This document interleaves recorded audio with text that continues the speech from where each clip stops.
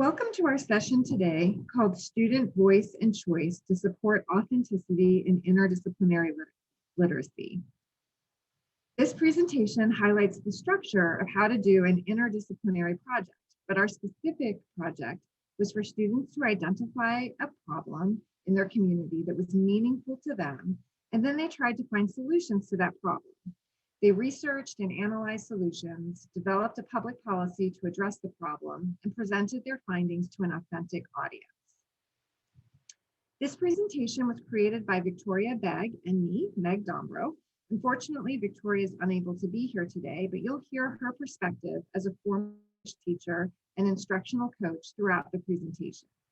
And as I said, I'm Meg Dombrow, former civics teacher from Rachel Carson Middle School and current advanced academic resource teacher at Liberty Middle School in Fairfax County. Our presentation today offers a variety of ideas for how to design instruction to support the profile of a Virginia graduate. What makes our project a little unique for an English SOL conference is its use of interdisciplinary project-based learning to support student growth with the 5 C's. The driving question that grounded our work with students was, how can you, as a concerned citizen, identify a challenge for yourself, your family, or your community and advocate for a public policy solution?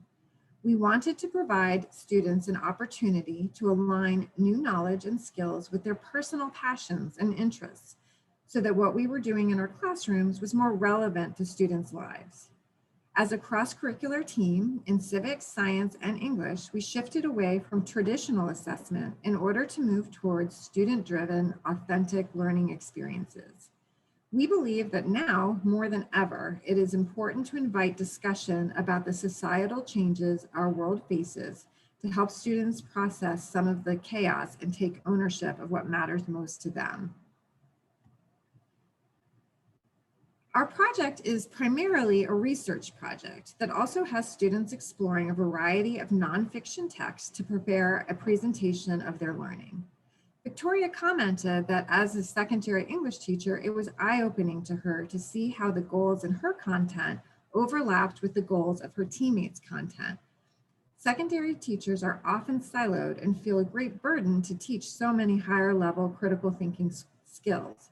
So it was nice to realize that the work could be shared among teammates if we were very intentional about how our objectives aligned. This was a very messy process, and we often felt we were building the plane as we were flying it. But in retrospect, we did follow the FCPS learning model that you see here. We started our planning process, there's the bell. We started our planning process with the standards of learning. The English teacher, social studies teacher, and science teacher looked for places that our curriculum intersected. Then we thought about what students would need to learn and what tools they would need in order to complete the project successfully. We divided those tasks for each of us to teach during our instructional time. And by dividing that student learning between our 3 content areas, we were able to reinforce each other's standards and make efficient use of instructional time. No one teacher had to give up too much time for the student to be successful in this project. Each day, we had to assess where the students were doing well and where they needed assistance. And by assess, I mean panic that they were not going to get it done in time, or it was going to totally fail. And what could we do to fix it during our instructional time? Upon reflection, many lesson plans during this project were literally to-do lists about what each class needed for the next day. For example, at the end of a class period, I might reflect on the fact that one class needed more help narrowing down their topics and brainstorm what we could do the next day in class to support the students moving along in the process. Or another class might need a mini lesson on how to cite sources. It was all very flexible, and we changed it up as we went along. Cross-curricular projects can pose many logistical challenges, and we were fortunate that there were a lot of conditions in place that year that enabled us to be successful. Our district and school site were focused on project-based learning, and we had a lot of professional development about that and the 4 C's of Portrait of a Graduate: communication, collaboration, critical and creative thinking. Our principal provided additional motivation and that our evaluation goals had to be aligned with the portrait of a graduate.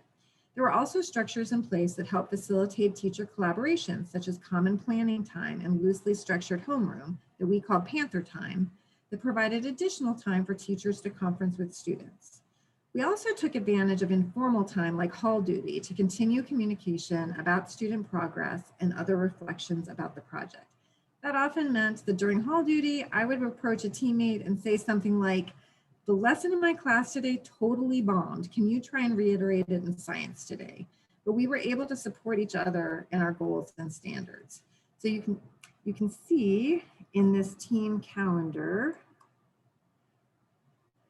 that it was a constantly evolving process, that we divided it up among our content areas of which day we were going to do different things. And some days there wasn't anything being done in the content area. A lot of stuff early on was in civics. And then towards the, you can see here, then towards the end, it was more language arts, and science was more in the middle portion of this. We planned very carefully, but we still had to have a tab entitled "What Actually Got Done" because it was constantly changing. So each day was a little bit unpredictable, but we were constantly moving towards our goal and sticking to the plan as best we could. It was really exciting and fun to be collaborating with colleagues in this way. That being said, the project was far from perfect. There was a huge learning curve for us as educators, collaborators, and logistically. We were so used to planning independently that we had to navigate conflict with each other and continuous communication. As with most middle schools, we had cross-team students that we had to adjust the project for. We had to be flexible and make judgment calls on the best way to handle these challenges. We hadn't done anything like this before, so we were learning as we went, and it made it a very valuable learning experience for us as educators. The timing of this project, the first time we did it, was after the SOLs, and that did make it more comfortable for us to give up control of our content area. But by taking a chance and diving into this project, we learned to trust our colleagues and to do more interdisciplinary projects throughout the year. It was a major step in our continuous improvement as educators.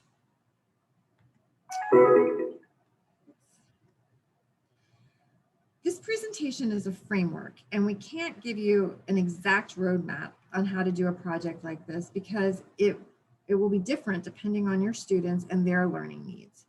For us, there was a lot of informal reflection on student learning and progress towards completion of the project. We made checklists at the end of each day to inform the next day. But by continuing to work the cycle of planning, teaching, assessing student progress, and reflecting on student needs, we were able to continue to work towards our vision. The bottom line for us was that we wanted students to explore something that they were passionate about, to generate their own thinking and share that learning. We decided we were willing to put in the work because it was learner-centered, concept-based, and a meaningful learning experience for our students and for us as educators. We did realize we needed a structure that would guide our students through this inquiry-based experience, and we decided upon 4 formative pieces of the learning that we could chunk the project into. These were 1, identify the problem, 2, analyze and evaluate solutions, 3, public policy development, and 4, implementing a plan. For other interdisciplinary projects, those topics may look different, but we do recommend chunking them so that you can have formative assessment along the way and feedback. Because we were working on this as the end of the year project, we quickly noticed that not all students would be able to actually enact their plans, which was our original goal.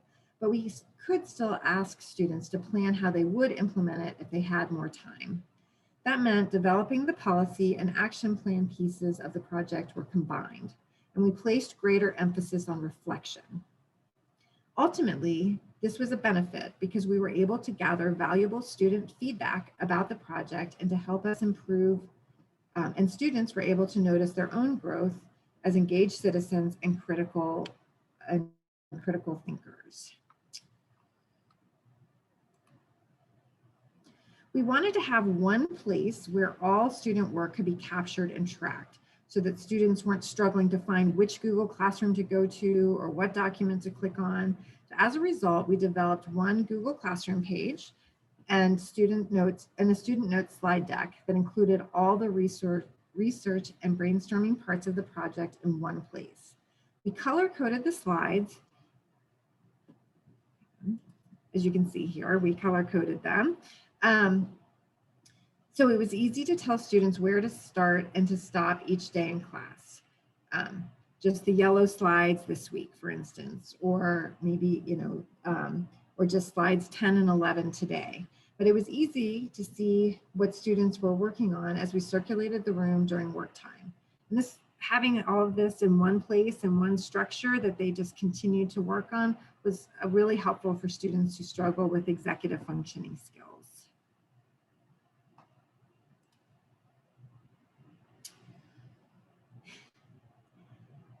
It was very important to us that the project was accessible to all of our students because it was a common experience every student on our team would have. That year, our team was assigned classes in a variety of levels. We had one section of team taught special ed students, one section of general education students, and 3 sections of advanced academic students. We had a large range of abilities to consider, and we wanted to make sure we maintained the same level of rigor while also scaffolding and supporting those students who needed it. One of the first ways we approached differentiation was in providing students choice for their topics. This was extremely important to the process because it allowed students to enter the project with a deeper level of background knowledge we couldn't have provided if we'd chosen the topics for them. That gave them a head start on the research component from the beginning. The ability to choose the topic also significantly improved student engagement and enthusiasm about the project. The next thing we made sure we did was to set up time for one-on-one student conferences. This allowed us to formatively assess student progress and identify individual student needs to point them in the right direction. Conferencing with students one-on-one also allowed us to identify trends in the needs of the class that would inform our whole group instruction the next day. Additionally, we collaborated with our special education team teacher to adapt the note slides we created to include more graphic organizers and sentence frames. Depending on the student's academic level, we modified the number of required sources they needed during the research phase to be mindful of students who needed extended time to read and comprehend the material. That being said, we kept our focus on helping all students select highly relevant and reliable sources so that every student could gather enough information for their project. The first part of the student project was titled Identify the Problem. One of the first challenges we needed to address was to expand the student thinking about which problems they wanted to dig into. We knew that the more specific they could get about a topic, the more actionable their project would be. We also wanted them to think a little deeper than typical projects of this nature. The best way we found to do this was by creating a hyperdoc and giving them choice within this structure. First, we had a discussion about problems in their communities that might need to change. This was part of the need to know phase of the PBL project. Those broad topics are listed here on the left-hand side of the document. Hang on, which I want to show you.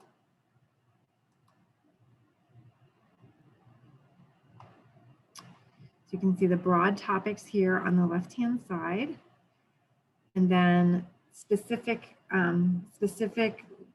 links in the middle, and then a space for student notes on the right-hand side.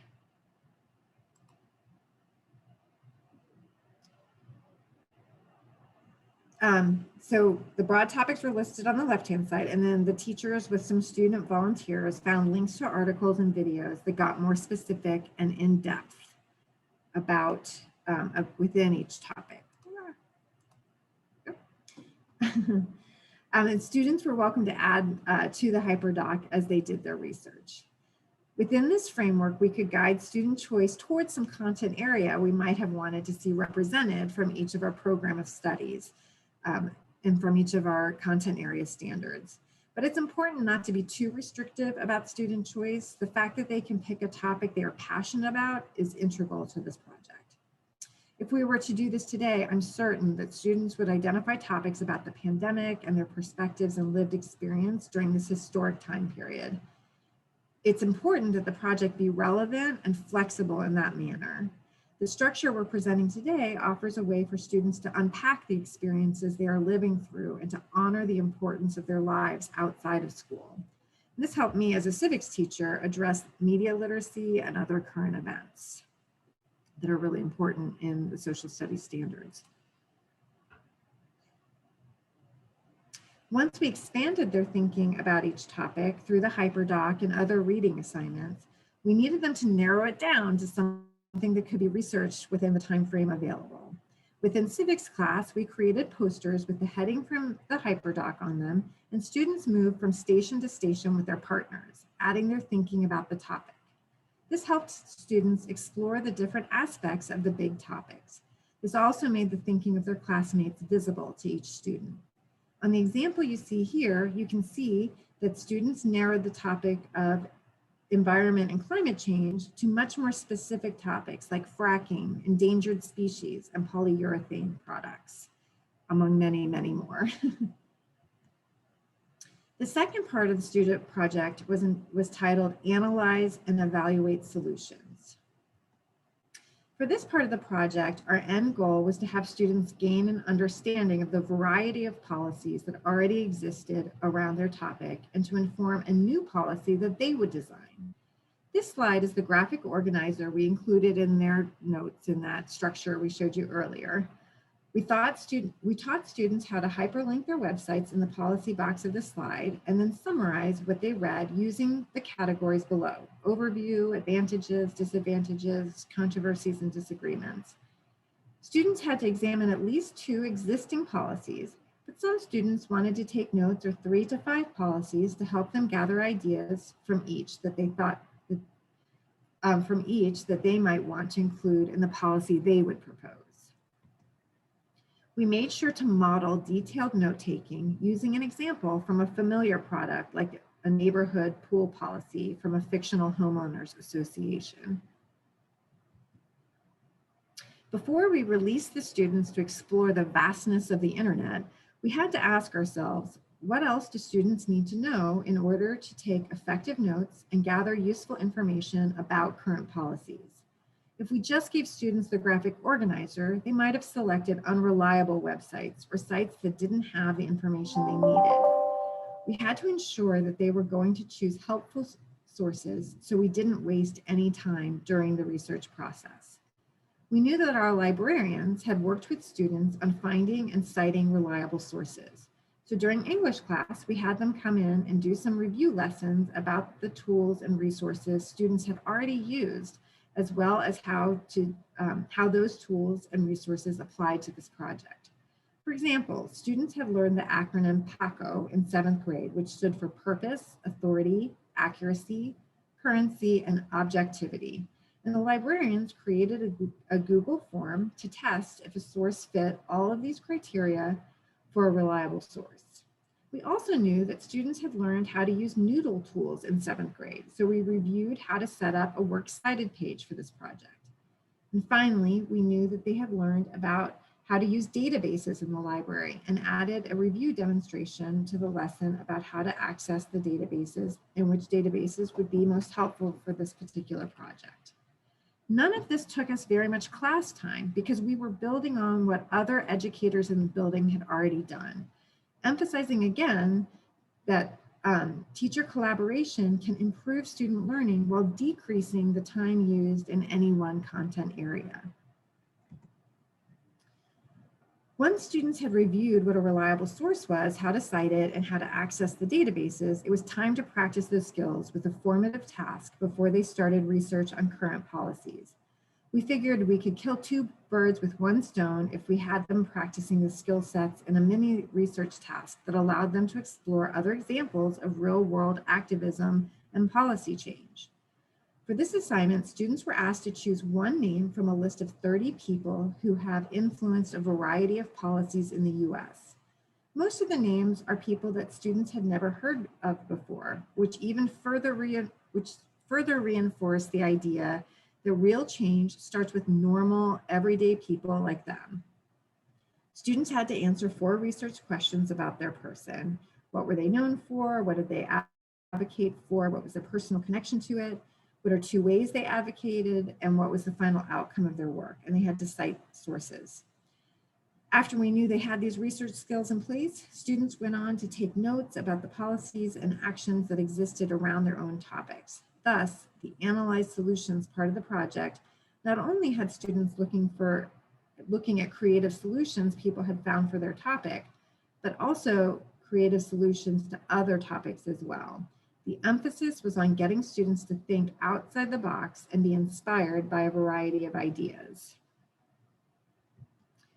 The third part of the student project was titled Creating a Proposal for Action Plan. Once it was time for students to start compiling their own personal ideas for the topics they had chosen, we as teachers wondered, what do students need to know in order to actually write a proposal? In the Analyzing Solutions part of the project, students had opportunities to look at real-world examples of actions and summarize what they had learned about existing policies. In this phase of the project, students had the opportunity to analyze the proposal documents themselves. Similar to the idea in Jeff Anderson's book, Everyday Editing, where we invite students to notice grammar patterns in authentic text, we expanded the idea to inviting students to notice features of proposal writing in the real world. Students watched a speech by 12-year-old Severin Cullis, who presented at the 1992 United Nations Rio Earth Summit about global warming in English class. They were provided then with copies of the speech transcript. Students were asked to notice the moves she made as a writer, like how she introduced herself, how she used her position as a child to her advantage, and other details she chose to include that made her persuasive. We considered things she could have added to be even more persuasive, like a call for specific action steps. The teacher's role was to list the things students were noticing so students could reference it during work time. In retrospect, we wish we had used more examples of mentor texts from a variety of genres, like letters to Congress, speeches at protests, or local policy documents for students to analyze. That way, they could see beyond one example and actually notice trends in the policies to apply them to their own work. Another concern we had during the proposal creation portion was how to make sure their proposals were detailed, creative, and fully developed. The thought of providing 150 students with individualized feedback on 150 different topics was overwhelming, until we realized that we could provide a structure that would allow students to review each other's work using specific look-fors we as teacher explicitly identified. We used a couple of protocols to guide students through the process of giving constructive, actionable feedback. The details for these protocols can be found in the resources for this session, but I want to highlight a few features here. We used a protocol called Critical Friends in groups of 3. We used a timer and very specific directions to give structure to clarifying questions, acknowledging strengths and growth areas, and offering suggestions. We also had students engage in a mixed academic level peer review in which the science teacher and English teacher shared students during each period of the day from both advanced academic classes and team-taught special ed classes. Half of Victoria's roster went to the science room and half of the science teacher went to the English room. Once there, students were put into pre-selected partner pairs where they did a dress rehearsal of their presentations.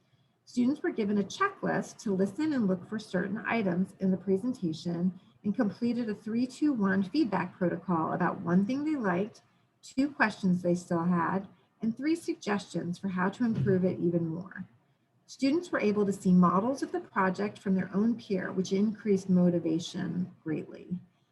Having to explain their thinking or provide suggestions resulted in increased metacognitive awareness about the skills they used in the project and help them reflect on their own learning process in this experience. The fourth part of the student project was the presentation to an authentic audience. For us, a key piece to this project was the way that students presented their learning. In lieu of a traditional award ceremony at the end of the year, students had a share fair.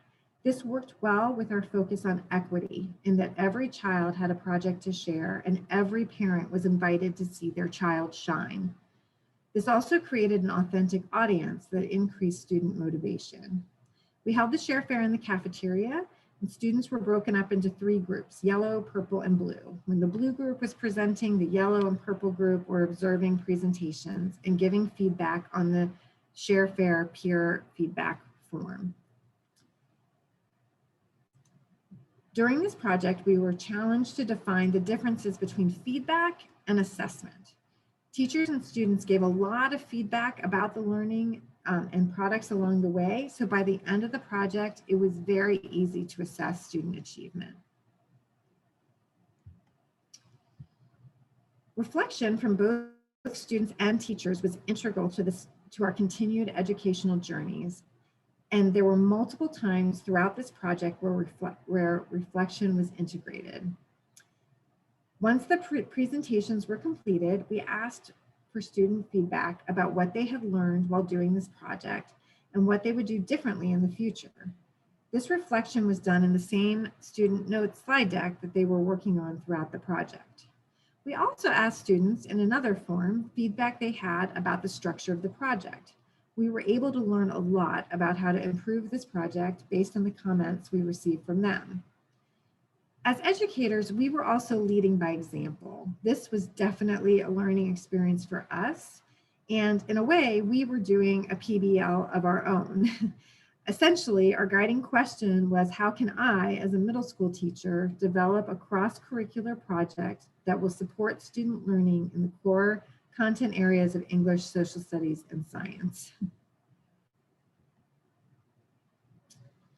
This project, or parts of this project, could have been used for a variety of tasks that apply to English standards like text structure or different purposes for writing.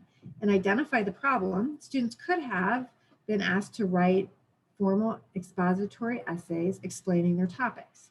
You could also break down an essay into more creative projects like a concept definition mind map or a chronological newspaper article giving a history of the topic.